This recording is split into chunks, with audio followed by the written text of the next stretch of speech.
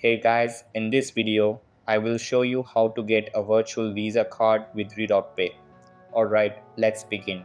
So, the first thing that you want to do is open up your preferred web browser. Over here, you can use any browser like Google Chrome. After that, search for RedotPay and download the RedotPay app from the App Store or Google Play Store. Then open the app and create an account. Over here, complete the kick verification by submitting your identification documents.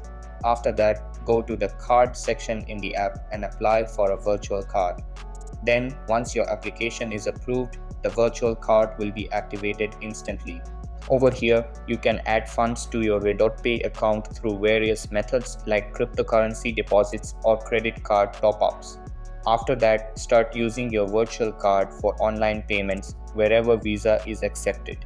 So that's basically how you can get a virtual Visa card with RedotPay. And that's it for this video. If you found this helpful, consider subscribing and giving this a big thumbs up. Thanks.